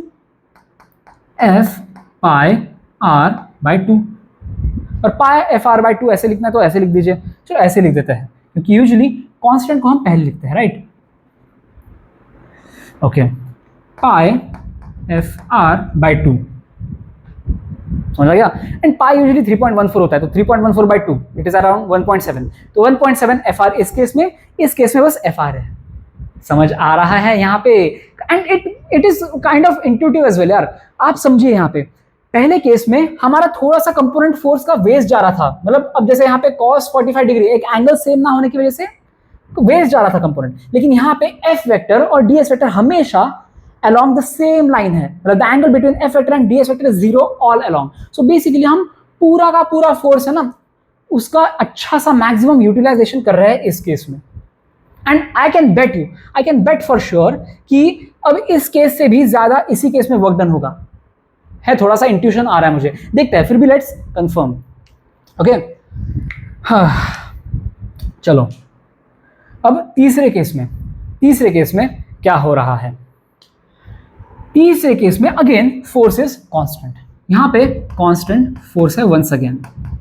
तो मैंने क्या बोला था बॉस, जब कांस्टेंट फोर्स होता है तो हम क्या करते हैं जी, हम simply W3 is equal to क्या बोलते हैं F vector dot S vector कर देते हैं। एंड यहां पे S वेक्टर क्या है मेरे बॉस, यहां पे S vector is nothing but this, यहां से यहां तक का जो डिस्प्लेसमेंट है इनिशियल पॉइंट से फाइनल पॉइंट, फाइनल डिस्प्लेसमेंट, हम उसको ही S वेक्टर बोल देंगे। इजी, मेक सेंस और नॉट? सो इसकी वजह से अब देखिए यहां पे S vector and F vector they are along the same line, the angle between F vector and S vector is 0। so इस वजह से यहां पे मैं लिख सकता हूं ये हो जाता है F S के बराबर। लेकिन S की वैल्यू क्या है मेरे भाई, हमने यहाँ पे बोला था s की वैल्यू है √2r, ठीक है, यहाँ पे मैंने बोला था s की वैल्यू है √2r, सो उस वजह से अब मैं यहाँ पे डाल दूंगा W3 is equal to f times of √2r, so that means it is equal to √2fr। And जो मैंने पहले प्रेडिक्ट करा था वही सही प्रूव हो चुका है। √2 is equal to 1.414, pi by 2 is equal to 1.7। So जैसे मैंने प्रेडिक्ट करा था कि W2 की वैल्यू ज्यादा है, राइट, W2 की वैल्यू ज्यादा है, W3 की वैल्यू उससे कम, W1 की वैल्यू सबसे कम। मतलब ऐसे याद रखने की आपको जरूरत नहीं है, लेकिन देखिए इंट्यूशन कितना काम आ जाता है, हमेशा अपना इंट्यूशन अपने दिमाग में कैरी करते रहना है। अब यहाँ पे हमें पता चला कि there is no wastage of force, so to say, मतलब हमेशा ds के अलोंग ही फोर्स लग रहा है, ऐसे ऐसे ऐसे ऐसे, सो उस वजह से work done has to be maximum in this case, right. So उस वजह से कॉमन सेंस अगर आप कैरी करोगे ना तो ये चीजें आपको काफी मदद करेगी एग्जाम में। यू नो, हमेशा मैथमेटिक्स, हमेशा कैलकुलेशंस पे डिपेंडेंट नहीं रहना चाहिए, क्योंकि sometimes we can make some wrong calculations, but अगर इंट्यूशन के साथ अगर मैच करता है ना तो एक तरह से कॉन्फिडेंस अलग आ जाता है, and that is what has helped me a lot. And I am telling you for a fact कि मेंस के एग्जाम में ना काफी सारे क्वेश्चंस, और शुड आई से 30 to 40% ऑफ द क्वेश्चंस जो ना इंट्यूशन से सॉल्व हो सकते हैं। And I am not even exaggerating here, I am being very very serious here, जो व्हेन आई से कि मैथमेटिक्स कैलकुलेशंस किए बिना भी इंट्यूशन से 30 to 40% क्वेश्चंस बन सकते हैं। 30 to 40% क्वेश्चंस फिजिक्स के तो एटलीस्ट बन सकते हैं। समझ आ रहा है? थोड़ा सा दिमाग भी कैरी कर लिया कीजिए, हमेशा क्वेश्चन आगे तो लिखने लग जाओ, कैलकुलेशन करने लग जाओ, नहीं, ये अप्रोच सही नहीं है। ओके, ऑलराइट, नेक्स्ट क्वेश्चन, ठीक है। A block of mass 100 kg slides over a distance of 10 meter on a horizontal surface. If the coefficient of friction between the surfaces is 0.4, then the work done against friction in joule is what? अरे आसान question है मेरे boss, ये अभी थोड़ा सा warm up है ना, उस वजह से आपको आसान क्वेश्चंस दिए जा रहे हैं। ये 100 kg का ब्लॉक है, ठीक है। अब हम क्या कर रहे हैं, इस पे इसको हमने स्लाइड कराया है इस तरह से, 10 मीटर हमने इसको स्लाइड कराया है, S is equal to 10 meter, ठीक है। अब यहां पे क्या दे रखा है कि coefficient of friction is 0.4, coefficient of friction mu is equal to 0.4। एक बार ये लाइट ब्लू आपको दिख रहा है क्या, साइन कलर दिख रहा है क्या नहीं आपको? हाँ चलो, आई होप आपको दिख रहा है, ठीक है। तो यहाँ पे म्यू इज इक्वल टू 0.4 है, एंड बॉडी यहां से यहाँ पे स्लाइड कर रही है। तो आप मुझे एक बात बताइए, फ्रिक्शन कहां पे लगेगा और कैसा टाइप का होगा फ्रिक्शन? इतना तो है कि since the body sliding the friction will be kinetic friction, and kinetic friction है तो वो क्या करता है, it always acts opposite to the direction of motion और the direction of relative motion between the surfaces. And ये body आगे slide कर रही है इसके रेस्पेक्ट में, तो उसका मतलब है कि हमारा जो फ्रिक्शन जो होगा वो पीछे की तरफ इस तरह से लगेगा, राइट। एंड इसकी वैल्यू क्या होगी भैया जी, ये हो जाएगा mu times of mg, because mg is n in this case, normal, right. So उस वजह से अब इसका f का वैल्यू आप निकाल दीजिए। यहाँ पे म्यू का वैल्यू है 0.4, मास का वैल्यू है 100 kg, एंड g का वैल्यू है 10 मीटर पर सेकंड स्क्वायर। सारा का सारा ऐसा यूनिट में आ चुका है, तो फोर्स हमारा बढ़िया चकाचक न्यूटन में आ जाएगा, परफेक्ट। तो ये 0.4 इंटू 10 4 हो जाएगा, 4 इंटू 100 400 हो जाएगा। तो यहाँ पे 400 न्यूटन फ्रिक्शन पीछे की तरफ लग रहा है, ये पीछे की तरफ फ्रिक्शनल फोर्स लग रहा है। But the thing is, body आगे स्लाइड करिए, मतलब हमें वर्क करना पड़ेगा अगेंस्ट फ्रिक्शन फोर्स। एंड वो हम कैसे करेंगे यार, मतलब उतना ही हम मान के चलते हैं कि हम जो अपना फोर्स लगाएंगे वो एग्जैक्टली इक्वल टू फ्रिक्शन ही लगेगा, हम कंपेंसेट करें, हम उसको एक्सेलरेट नहीं कराना चाहते, हम बस इसको कंपेंसेट करना चाहते हैं इस फ्रिक्शन फोर्स को। सो इसका मतलब है कि हमारा जो एक्सटर्नल फोर्स F होगा it will be equal to small f। समझ आया आपको? ये एक्सटर्नल फोर्स जो मैं F लगा रहा हूं वो होगा बराबर मैग्नीट्यूड के हिसाब से equal to small f, which is equal to 400 newton, ठीक है। तो वर्क डन अगेंस्ट फ्रिक्शन क्या हो जाएगा, F टाइम्स S। समझ आया आपको? सो यहां पे मैं लिख दूंगा work done against friction, and remember against is a very important word here. क्यों है वो भी एक बार बताता हूं, पहले कैलकुलेट कर लेता हूं इसे, ठीक है। कैपिटल F की वैल्यू क्या है 400 टाइम्स ऑफ ये क्या है, डिस्प्लेसमेंट हमारा 10 है, तो यहां पे ये हो जाएगा 4000 जूल। ठीक है क्या ऑप्शन हमारे पास 4000 जूल? परफेक्ट, ऑप्शन 3 आसान। अब समझिए ये अगेंस्ट का मतलब क्या है। अगर मैंने कहा work done by friction, work done by friction कहता हूं मैं, तो क्या हो रहा है कि हम इस फोर्स, ये ब्लू वाला जो है ना साइन कलर में आपको दिख रहा है, ये ब्लू वाला, हम उस फोर्स की बात कर रहे हैं। अब वर्क डन बाय फ्रिक्शन क्या होगा फिर यार? फोर्स पीछे की तरफ लग रहा है, डिस्प्लेसमेंट आगे की तरफ हो रहा है, so that means work done by the friction has to be negative. Work done by friction has to be negative. So उस वजह से अगर यहाँ पे वर्क डन बाय फ्रिक्शन लिखा होता, यहाँ पे बाय लिखा होता, तो यहाँ पे नेगेटिव -4000 आना चाहिए था, लेकिन उन्होंने वर्क डन बाय फ्रिक्शन नहीं पूछा, उन्होंने वर्क डन अगेंस्ट फ्रिक्शन, मतलब work done by this external force which is being used to compensate this friction, वो पूछा गया। सो इस वजह से एफ हमारा जो ये कैपिटल एफ है वो आगे की तरफ लगेगा, डिस्प्लेसमेंट आगे की तरफ होगा, सो इस वजह से ये वैल्यू पॉजिटिव आ गई, एंड दैट मींस ये +4000 करेक्ट है। Getting my point? Perfect. Next slide, next question. A body of mass 50 kg is lifted to a height 20 meters from the ground in two different ways as shown in the figures. The ratio of work done against gravity in both the respective cases will be what? So पहले case में क्या हो रहा है, हम body को यहाँ से यहाँ पे उठा रहे हैं और एकदम वर्टिकली उठा रहे हैं, ऐसे नीचे से ऊपर ले आ रहे हैं हम लोग। Whereas दूसरे केस में क्या कर रहे हैं हम लोग ना, ये थोड़ा सा कट गया, एक मिनट इसको थोड़ा भर देते हैं हम। m = 50 kg, 50 kg की ना बॉडी, हाँ ठीक है। हम क्या करें, अब ये बंदा है एक इंक्लाइन प्लेन से, ऐसे इंक्लाइन से ऊपर ले जा रहा है इसे, ठीक है। सो अब क्या होगा, work ratio of work done कैसे होंगे, मतलब अलग होंगे, सेम होंगे। अब आप मुझे एक बात बताइए, इस केस में भी ये बंदा जो है ना, इसको, इस बॉडी को एक्सेलरेट नहीं कराना चाहता, जब वो ऊपर ले जाना चाहता है, वो क्या कर रहा है, बस उतना ही फोर्स लगाएगा जिससे हम ग्रेविटी को कंपेंसेट कर पाए। समझ आ रहा है, नहीं आ रहा है? So basically what we will do here is, सबसे पहले हम देख लेंगे कि ग्रेविटेशन फोर्स इसके ऊपर कितना लगेगा। ये है mg, राइट, और उसका कंपोनेंट डाउन द इंक्लाइन कितना होगा, it will be mg sin 30 degree. ये मैं ग्रेविटी की बात कर रहा हूं, ये ग्रेविटी की बात हो रही है। सो इसका मतलब है ये भाई साहब जो है ना, ये बंदा एकदम लकड़ी वाला इंसान है ना, स्लेंडर मैन, ये स्लेंडर मैन दिख रहा है आपको, ये एकदम दुबला पतला सा, ये पोलियो है इसे, मतलब ठीक है, sorry, no offence, like I mean I don't intend to make fun of people with polio, but sorry यार, very sorry, I am not an ableist, but ठीक है, ये दुबला पतला सा इंसान है, स्लेंडर मैन। सो ये बंदा जो है वो अब mg sin थीटा को कंपेंसेट करने के लिए ऊपर की तरफ फोर्स लगाना चाहता है, ठीक है। सो उस वजह से ये हो जाएगा ऊपर की तरफ फोर्स इस बंदे ने लगाया, और वो कितना होगा, इसके ही बराबर होगा, ये F = mg sin 30 डिग्री। समझ आ गया आपको मेरी बात? परफेक्ट। अब इस केस में क्या हो जाएगा, वर्क डन यहां से यहां तक हम जब ले आते हैं तो वर्क डन कितना होगा, तो यहां पे निकाल देते हैं। चलो इसको मैं W2 ही कह देता हूं।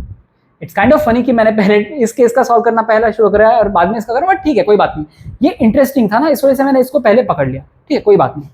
अब W2 बताइए, अब इसमें क्या है, Fs, मतलब what I am saying is कि ये है S, ये है डिस्प्लेसमेंट, यहां से यहां पे हम आ रहे हैं, राइट, एंड फोर्स भी उसी डायरेक्शन में लग रहा है, तो हमें F vector dot S vector करने की जरूरत भी नहीं है, क्योंकि they are both acting along the same line, angle between F vector and S vector 0, तो मैंने सिंपली Fs लिख दिया है।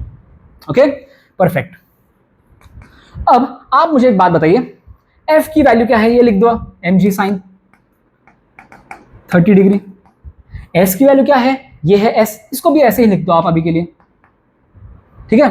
अब आप मुझे एक बात बताइए, S sin 30 डिग्री क्या हो जाएगा, S sin 30 डिग्री हो जाएगा H, ट्रिग्नोमेट्री, बेसिक ट्रिग्नोमेट्री, तो यहां से मैं लिख सकता हूं W2 = mgh। मतलब हमें फर्क नहीं पड़ता, ये S की वैल्यू से फर्क नहीं पड़ता, हमें बस H की वैल्यू से यहां से फर्क पड़ता है, ये पता चल चुका है, राइट। अब पहले केस के बारे में देखते हैं हम, इस केस के बारे में हम देखते हैं, ये आसान है, ठीक है, इसमें आपको टेंशन लेने की जरूरत ही नहीं है। अब ये बॉडी जो है यहां से यहां पर हम लेके आए, पहला इनिशियल पॉइंट है ये, फाइनल पॉइंट है ये, तो हमारा डिस्प्लेसमेंट जो है वो है कुछ इस तरह से, राइट, एंड इस बॉडी के ऊपर इस बॉडी के ऊपर हमारा जो डाउनवर्ड ये जो है ग्रेविटेशनल फोर्स mg लग रहा है, सो उसको कंपेंसेट करने के लिए हमें ऊपर की तरफ फोर्स लगाना पड़ेगा mg, F is to mg, right. So इसका मतलब ये हो जाता है ना मेरे भाई, यहां पे हम W1 work done in this first case क्या हो जाएगा, Fs। समझ आ रहा है आपको या नहीं? F वेक्टर ऊपर की तरफ, S वेक्टर भी ऊपर की तरफ, तो यहां पे भी एग्जैक्ट वही फंडा हो रहा है, Fs। बट यहां पे F की वैल्यू अलग है compare to this and S की वैल्यू भी अलग है कंपेयर टू दिस, ठीक है। देखिएगा F की वैल्यू क्या है, यहां पे देख सकते हैं हम, F की वैल्यू है mg एंड S मतलब डिस्प्लेसमेंट की वैल्यू क्या है, h। आहा, आप देख रहे हो, पहले केस में भी W1 आ रहा है mgh, दूसरे केस में भी वर्क डन आ रहा है mgh। असली मसाले सच सच mgh। सो इसका मतलब है कि work done in both the cases is same, so the ratio of work done for first case and second case will be mgh upon mgh, तो 1:1 हो जाएगा। सो दैट मीन्स option C has to be correct. Okay, समझ आ गया आपको? I hope समझ आ चुका होगा आपको। ओके, एंड सो सॉरी यार, स्लेंडरमैन को मैंने पोलियो वाला बोला, मतलब थोड़ा सा कैसा होता है ना कि I mean obviously we have to keep take into account the sensitivities, because disability is not a joke यार। आई मीन लाइक क्या बताएं कि किसी का कंट्रोल नहीं होता, किसी को पोलियो हो सकता है, किसी को कुछ भी हो सकता है। So in my opinion honestly, I mean we shouldn't be making fun of anybody with any disability whatsoever. अब हमारे यार क्या है ना, एक्चुअली मैं जब पहले पढ़ता था, जिनसे पढ़ता था टीचर्स से, तो वो लोग ऐसे मजाक उड़ाते थे, ऐसे कोई स्लेंडरमैन दिख गया तो उसको पोलियो वाला स्लेंडरमैन बोलते थे। तो वो हमारे में भी आदत हो जाती है, हम उनसे सीखते हैं, फिर हम वही चीज़ कभी कभी आगे बोल देते हैं। But I think as a generation who understands that you know disabilities are not something that should be made fun of, I should do better. So for that I am really sorry कि मैंने Slenderman को polio वाला कहा, ठीक है। Anyway, किसी को भी नहीं बोलना चाहिए, मतलब चाहे वो ये हो चाहे कोई रियल पर्सन हो, किसी के भी डिसेबिलिटी का मजाक नहीं उड़ाना चाहिए, इज माय पर्सनल ओपिनियन, ठीक है। एनीवे, अब सेंटिमेंटल भावना ज्यादा ना रखते हुए प्रैक्टिकल पे आ जाता है, फिजिक्स पे आ जाता है वापस। ओके, एक और एक टीवाईक्यू देख लो यार आप। A block of mass 1 kg is pushed up a surface inclined to horizontal at an angle of 60 degree by a force of 10 Newton parallel to the inclined surface as shown in the figure. When the block is pushed up by 10 meter along inclined surface, the work done against frictional force will be what? क्या होगा? अरे मेरे भाइयों, work done against frictional force मतलब हमें ना ये देखिए, हमेशा ना ये चीज जो है ना आपको कांटे की तरह चुभती रहेगी। हमें क्या करना है ना, बस एक 10 न्यूटन फोर्स का वर्क डन नहीं निकालना हमें क्या करना है कि 10 न्यूटन फोर्स और बाकी भी कोई फोर्स लग रहा होगा, आई डोंट नो, उसको भी फैक्टर इन करना है। बेसिकली फ्रिक्शन के अगेंस्ट जो भी फोर्सेस लग रहे हैं उसके बारे में हमें निकालना है। बट ये सारे फोर्सेस का वेक्टर सम निकाल के वैल्यू निकालना can be a bit difficult. So the best thing here that we can do is, first of all we will calculate the work done by frictional force and फिर उसका negative लेके we will calculate work done against frictional force. That's the simple funda of it, ठीक है। ऐसे नहीं बोलेंगे कि अरे फ्रिक्शन इतना है तो उसके अगेंस्ट वर्क डन हमें इतना करना पड़ेगा, फिर हम वर्क डन अगेंस्ट फ्रिक्शन, ऐसे नहीं करेंगे हम लोग। पहले हम करेंगे work done by friction force, ये निकालेंगे हम लोग, और उसका नेगेटिव लगा के हम अपना ऐसे निकालेंगे, ठीक है। सो बेसिकली अब हमारा काम और आसान हो चुका है, फ्रिक्शन फोर्स कितना है वो निकालना है हमें सबसे पहले, ठीक है। और सबसे उससे भी पहले हमें यह निकालना है कि फ्रिक्शन की डायरेक्शन कौन सी है। It is not as easy as you think, please let me remind you of that, ठीक है। हमें वो बहुत मेटिकुलसली समझना पड़ता है, ठीक है। अब मैं बताता हूं आपको क्यों। ये है मास 1 kg वाला, ठीक है, दिस इज अ 1 kg मास। तो इसके ऊपर ग्रेविटेशनल फोर्स कैसे लग रहा है, 1 टाइम्स g, तो ये 10 न्यूटन ग्रेविटेशनल फोर्स इसके ऊपर ऐसे लग रहा है। अब ये जो है ग्रेविटेशनल फोर्स का कंपोनेंट डाउन द इंक्लाइन क्या हो जाएगा, 10 sin 60 डिग्री, राइट। तो ये क्या हो जाएगा 10 इंटू √3/2, तो ये 5√3 न्यूटन हो जाएगा, right. And component of gravity along the normal कितना हो जाएगा बताइए, ये हो जाएगा 10 cos 60 डिग्री, सो ये हो जाएगा 5 न्यूटन, समझ आ गया। सो ये हो गया नॉर्मल, ये हो गया normal force between this incline and this block, right, and ये हो गया ग्रेविटेशनल फोर्स का डाउनवर्ड कंपोनेंट।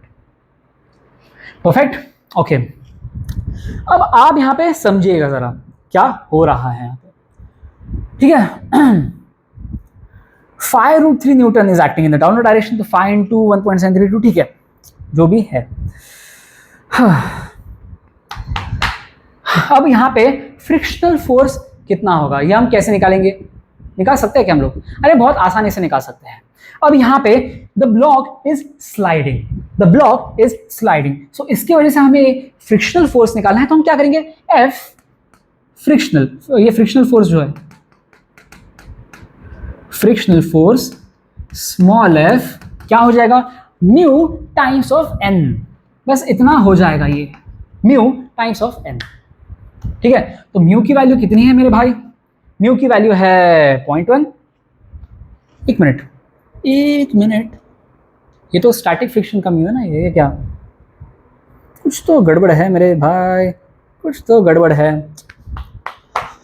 अच्छा चलो कोई बात नहीं, इसको म्यू इज इक्वल टू 1 ही 0.1 ही मान, मतलब ये काइनेटिक फ्रिक्शन का कोएफिशिएंट भी हम यही मान के चलते हैं, उसके बिना तो प्रॉब्लम सॉल्व होगा ही नहीं यार। तो चलो देख लेते हैं हम लोग, ठीक है। तो म्यू की वैल्यू 0.1 डाल देते हैं, और n का वैल्यू क्या है, n का वैल्यू है 5, राइट। सो यहां से f हो जाता है 0.5 न्यूटन, ओके। और द बॉडी कहां से कहां पे जा रही है, is pushed up by 10 meter along the inclined surface. तो यहां पे हम कह सकते हैं कि s is equal to 10 metre,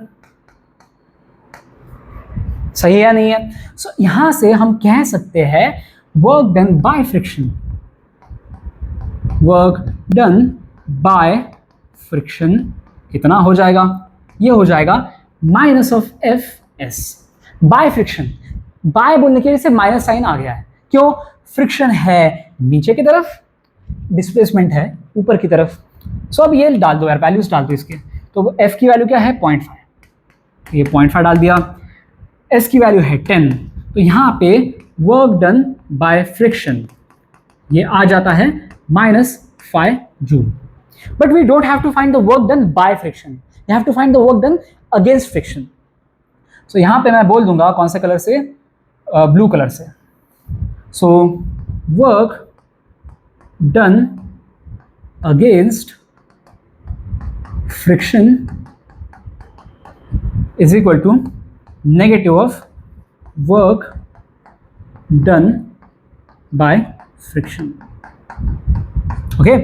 सो यहां से मैं बोल दूंगा -5 जूल, सो ये हो जाएगा +5 joule, and therefore option 2 has to be correct. समझ आया? अब यार मैं बताता हूं आपको ना, कुछ लोगों में क्या टेंडेंसी होती है, इसमें गलती करने की क्या गुंजाइश होती है। कुछ लोग कहेंगे कि अरे भाई साहब यहाँ पे हमने 5√3 न्यूटन ग्रेविटेशनल फोर्स का डाउनवर्ड कंपोनेंट निकाल लिया है, 10 न्यूटन ये हमने निकाल लिया है, अब आप 10 - 5√3 करके कुछ नहीं कर सकते हो क्या भैया? नहीं कर सकते। अब इसमें ना दिक्कत ये आ जाती है ना कि फ्रिक्शनल फोर्स जो है ना, अब यहाँ पे it's not entirely balancing it out. So उस वजह से हमारा क्या हो रहा है कि body is not necessarily moving with like a very small speed, मतलब ऐसा हो सकता है यहाँ पे एक्सेलरेशन हो रहा है, एंड दैट इज वाई हम डायरेक्टली 10 न्यूटन टाइम्स ऑफ ये नहीं कर सकते, या फिर 10 - 5√3 ऐसे ये सारी बकेटें यहाँ पे नहीं कर सकते हम लोग। We have to find out friction force first, we have to find out frictional force first, and फिर उसका वर्क डन निकालना पड़ेगा, एंड फिर उसका नेगेटिव लेके हमें वर्क डन अगेंस्ट फ्रिक्शन निकालना पड़ेगा। This is the only way to do it. I hope I have made myself clear. ऐसे क्वेश्चन आ जाता है ना जहां पे बोलेंगे work done against frictional force, तो सिंपली आपने वर्क डन बाय फ्रिक्शन निकालना है एंड फिर उसका नेगेटिव लेना है, दैट्स इट। अब उससे ज्यादा आपने क्वेश्चन ना पूछना है ना सोचना है, okay. There are better things to worry about, there are better things to invest your mental bandwidth on, okay.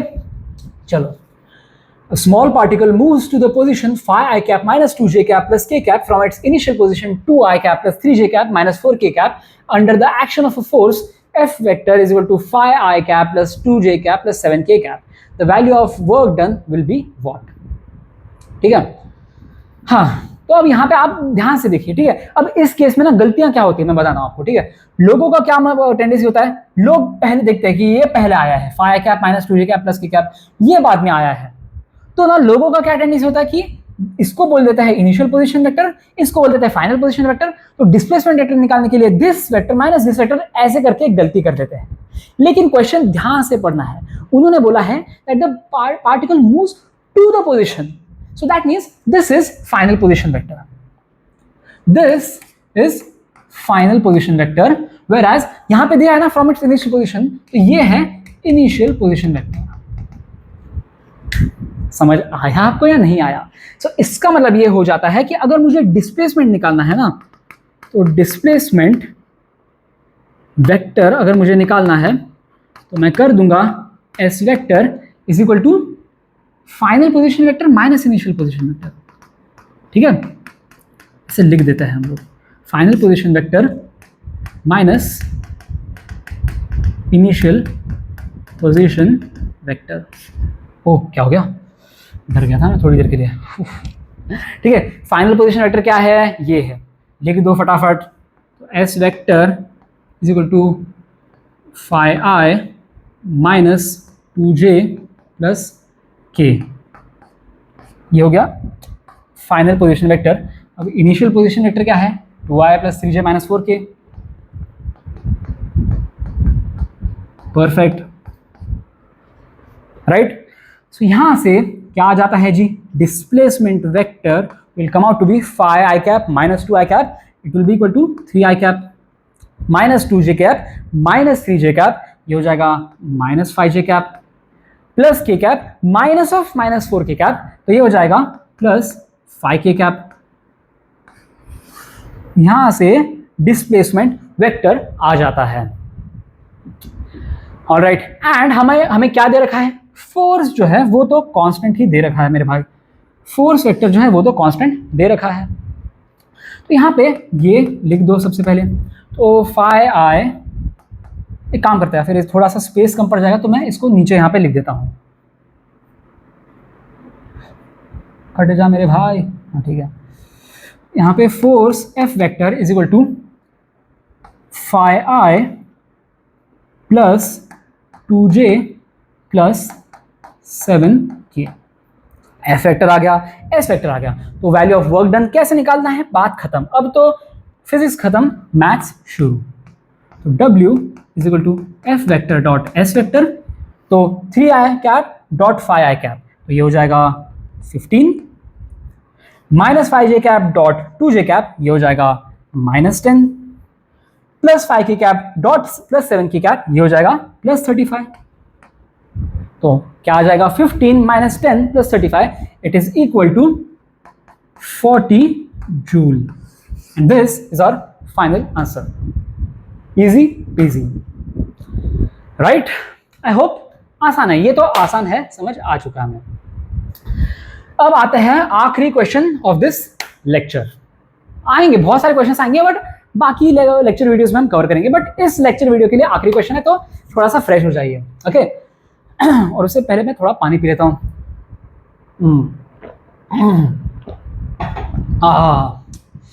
जल ही जीवन है भाई, जिसने भी कहा है बहुत सही कहा है, बिकॉज जलना हो तो मुश्किल है काफ़ी, स्पेशली अहमदाबाद जैसे सिटी में जहाँ पे इतनी गर्मी है। हाँ, a particle of mass m moves on a straight line with its velocity increasing with distance according to the equation v is equal to alpha under root x, where alpha is a constant. The total work done by all the forces applied on the particle during its displacement from x is equal to 0 to x is equal to d will be what? हाँ, अब यहाँ पे आप देख सकते हो कि v जो है वो चेंज हो रहा है विथ रिस्पेक्ट टू x। ओहो हो, अरे भाई साहब कैसे करेंगे हम लोग, हमें तो समझ ही नहीं आ रहा। अरे आप टेंशन मत लीजिए ना यार, आप क्यों टेंशन ले रहे हो। सबसे पहले ऐसे क्वेश्चंस में ना मतलब घबराना नहीं है, जैसे इमरान खान साहब ने कहा है, जो वजीर आजम है पाकिस्तान के, उन्होंने कहा है घबराना नहीं है। सबसे पहले आप लिख दोगे dw is equal to F D S, but यहाँ पे हम अपना जो मोशन हो रहा है वो बस x के अलॉन्ग हो रहा है, तो s लिखने की जगह पे हम यहाँ पे x लिख सकते हैं, ठीक है, परफेक्ट। अब यहाँ पे आपको क्या करना है, f को in the form of dx निकालना है। वो कैसे करेंगे भैया जी, हमें तो v दिया गया है भैया, हमें तो f नहीं दिया गया। अरे मेरे भाई, अगर v पता है तो आप a निकाल सकते हो, a मतलब एक्सेलरेशन, एंड अगर एक्सेलरेशन पता है तो आप फोर्स निकाल सकते हो, सिंपल एज दैट। तो यहाँ पे करके दिखाते हैं हम आपको। ये है यहाँ पे ऐसा, तो v is equal to alpha under root X, right. So अब यहाँ से हम क्या बोलते हैं बताइए, a is equal to v dv by D X, kinematics में हमने पढ़ा था, राइट। अब v को अभी के लिए वैसे ही लिख दो, आप v को ऐसे ही लिख दो। अब dv बाई डी एक्स निकालो, आप dv बाई डी एक्स करो। v क्या है, अल्फा, x रेज टू 1/2, तो इसको हम लिख सकते हैं 1/2 times alpha times x raise to 1/2 minus 1, ये हो जाएगा x रेज टू माइनस 1/2, और ये हो जाएगा 1 अपॉन x रेज टू 1/2 और 1 upon root x। Perfect perfect. यहां से एक्सेलरेशन हो जाएगा v times of alpha upon 2 root x। अब v का वैल्यू क्या है, अल्फा रूट x, तो अब डाल दो v is equal to alpha root x, डाल दो अल्फा रूट x, एंड ये क्या है अंदर, alpha upon 2 root x। Root x cancel हो चुका है, तो यहां से हम बोल देंगे कि एक्सेलरेशन हो रहा है अल्फा स्क्वायर बाय 2, एंड यहां से हम कह सकते हैं कि फोर्स हो रहा है m times a, mass times acceleration. यहां से फोर्स हो जाता है F is equal to m alpha square by 2। इसका मतलब है मेरे भाई, force is not changing with x, force is not changing with x, force is a constant, force is constant for this work done, मतलब for this question। कोई दिक्कत नहीं यार। तो अब हम यहां से अब इस चीज को यूज करके इसको सॉल्व कर देंगे हम लोग, ओके। बहुत आसानी से सॉल्व हो जाएगा, कोई दिक्कत नहीं है, ठीक है। यहां से ये इंपोर्ट कर लो value, w is equal to integral m alpha square by 2 dx, and x कहां से कहां वैरी हो रहा है, x is varying from 0, x is 0 to x is d, तो यहां से 0 से d हम लिख देंगे, आसान, काफी आसान, right. And m alpha square by 2 तो कांस्टेंट है, तो उसको बाहर निकाल दो, टाइम वेस्ट नहीं करना है। तो w is equal to m alpha square by 2 integral dx 0 से d। अब dx इंटीग्रल 0 से d क्या हो जाएगा, d हो जाएगा, अरे सिंपल है मेरे भाई। यहां से w हो जाता है m alpha square d by 2, and this right here is our answer. है क्या हमारे पास, m alpha square d by 2, option C. सही है या नहीं है, बिल्कुल सही है। समझ आया आपको? तो आई होप आपको थोड़ा बहुत अब आइडिया आना शुरू हो चुका है कि किस टाइप के क्वेश्चंस पूछे जा सकते हैं इसमें।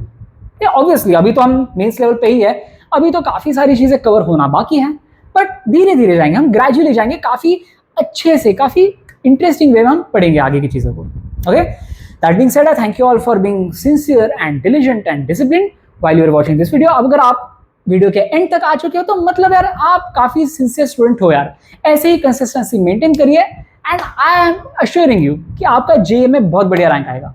आईआईटी बॉम्बे, आईआईटी दिल्ली ज्यादा दूर नहीं है मेरे भाई, मेरी बहन, ओके।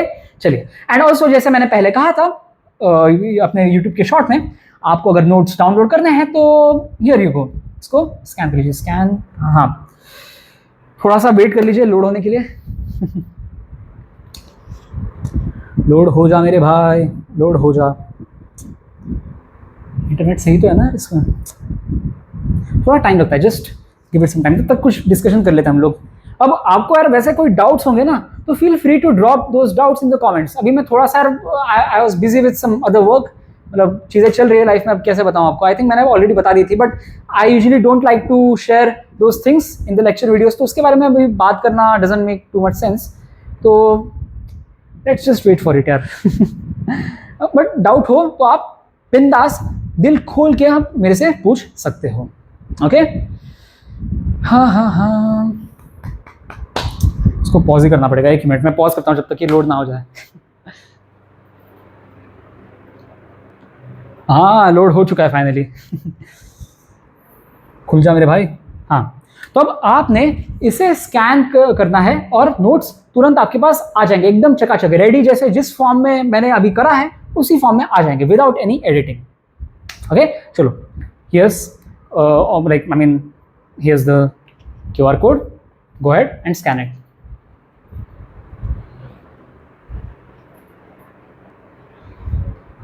चलिए यार, अब मैंने आपको टाइम दे दिया था स्कैन का, तो अब यहाँ पे मैं वीडियो एंड करता हूँ। And once again thank you so much.